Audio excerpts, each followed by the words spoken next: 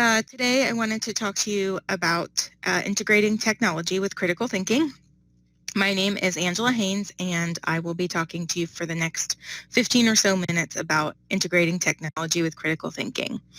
So before we get started, I just want to make sure that you guys can use all of the tools that you have at your leisure. So I want you to go ahead and go down to the purple tab in the lower right-hand corner. And then I want you to go next to that and click on the settings icon. And after you click on the settings icon, then there should be something that pops up that says audio and video settings. And right underneath that, it says set up your camera and microphone. So go ahead and click on that. And I want you to run the audio test by clicking the down arrow and selecting your device. If your device is already clicked, just go ahead and click yes, it's working.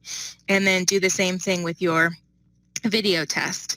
And then when you're done with that, I want you to come back and I want you to go up to the little pointer finger in the top corner up here, and I want you to go ahead and point to the yes, it's working if it is working.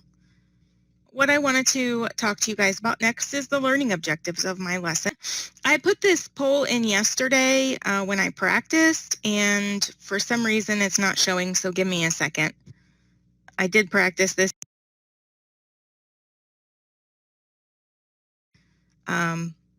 It's not there, so.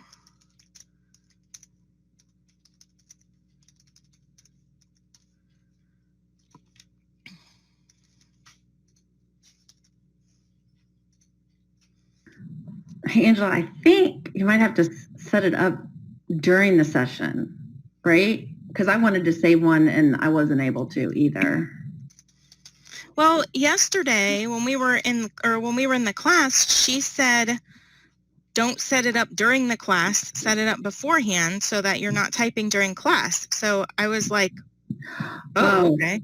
Yeah. So yeah. I thought you had to set it up ahead of time. So that's why I was like, oh, it'll just save it. I didn't realize that it didn't save. So. Yeah. So then what I did is I just went in and did 1, 2, 3, 4 right there, right on the spot. Oh, okay. Your slide set up perfect. Okay, so I had the same challenge. I have 2 yeses and 2 no responses. So I'll answer my own question, I guess. And so yes, everyone uses Facebook. Okay. So what does this mean for education? Is so much technology at our fingertips today a help to the learner or a hindrance to the learner? Well, it's not necessarily a help to our learner. Research has shown that because of things like Facebook and Twitter and other social media outlets, people don't know how to communicate normally.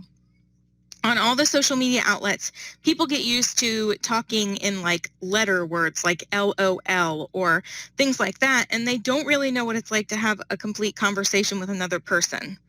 Social media doesn't really develop deep thinking skills, and if not used correctly, it can become a crutch for proper communication. So what else does this mean for education? Social media outlets are like a way to keep us from expressing our own opinions if they're different from someone else's. Since everyone can see your opinion when you post it on Facebook, and they can add their own comments to it, then sometimes we tend to only comment on things that we agree with or other people's posts that, you know, we have a like-mindedness with, and we don't want to post something that people don't agree with because we don't want people to call us out, or we don't want to be embarrassed because we have a difference of opinion and ours isn't the most popular. It makes us too afraid. It makes us to be afraid to express what we really feel. So I want you to stop for 1 minute and I want you to raise your hand if you have ever been on Facebook and been afraid to express a difference of opinion on Facebook or even Twitter or any other social media.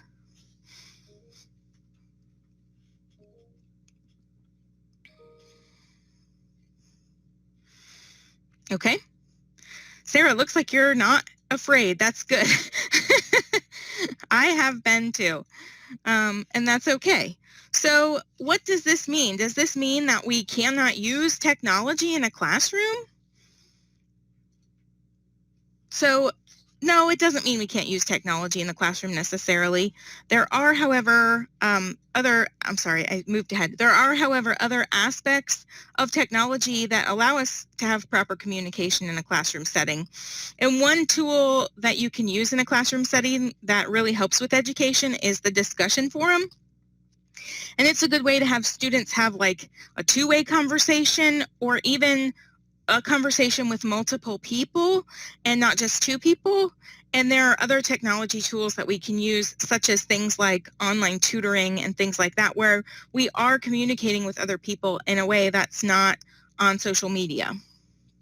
So I want you to use your text chat, and I want you to text in the box to tell if you've ever been a part of an online discussion forum.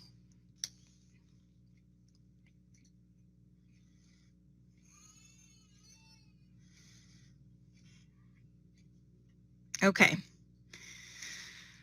Great. I have too, and I sometimes feel like, oh, another discussion forum, but they are really a good way of people connecting and being able to share their own opinions. So are we saying that technology in a classroom is bad? We're not saying that at all, but what we are saying is that with all this technology that we have in the classroom, the lecture can be a thing of the past. So now students can watch the teacher on a video, the teacher can videotape themselves teaching a lesson, or the students can watch a topical video from YouTube or something about a topic in general. And a student can be part of video conferencing sessions, just like this one we have here, with tools like this, or there's other ones like Zoom. There's another one called Adobe Connect. And these tools can help students just kind of connect with each other. Even if they're in an online class, it kind of helps them not feel like they're out on an island by themselves, and it makes them feel like part of the conversation.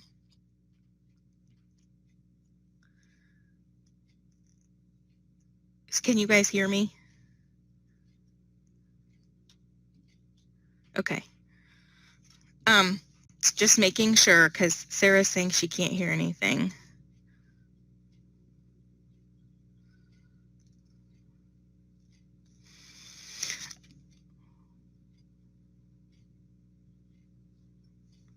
Okay, so I want you to go ahead and use your talk tool, and I want you to tell me at some point in time about a video conferencing session that you got to be a part of, and did you like it? So while Sarah's popping out and popping back in, could Leslie or Brenda, could you tell me through the talk tool about a video conferencing session you got to be a part of?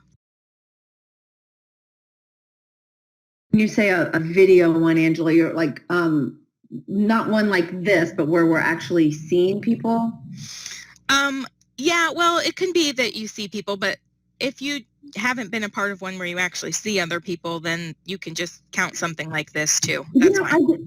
I did it at Ohio State when I was in the coursework for my doctoral program. I had to facilitate an what did they use? They didn't use Pilot Live. They have it, I think it's called Carmen.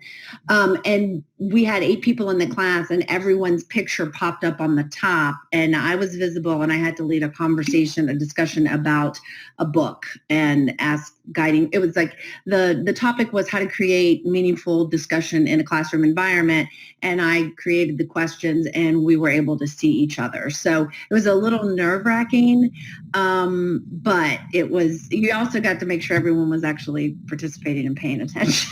Oh, that's good. Yeah, did you like it? I did. Actually, I did. I remember being pretty positive. What I didn't like was the book I was assigned. It was old, and I didn't like the book, so I was struggling with that. But given the technology video part, I did like that. Yeah, I did. Okay.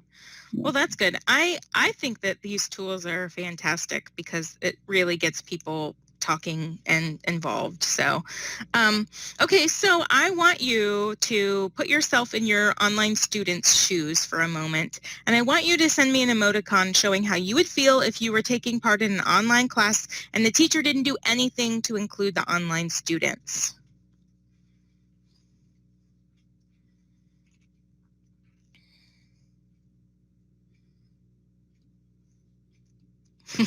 Yeah, we would all feel very upset if teachers didn't do anything to include the online students. Now, I want you to take a minute, and I want you to think about how to put this stuff into practice in your own classroom setting.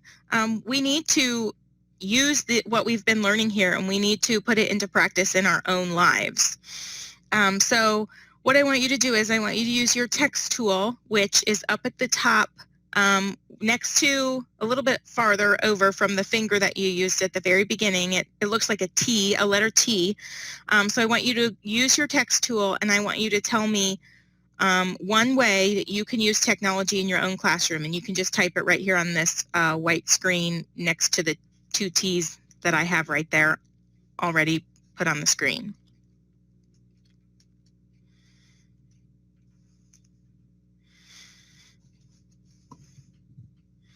Set up small group discussion chats. YouTube videos for instruction. Great. Some good ideas. Oh, in Facebook. Okay. In a live room, use clickers, and in online, use VoiceThread. Yes, and I love VoiceThread because I didn't even know that that existed until we started using this class, but I really think that's a cool technology that we can use. So, okay, thank you very much for giving me all of your ideas. So now that you've heard this presentation, what do you think?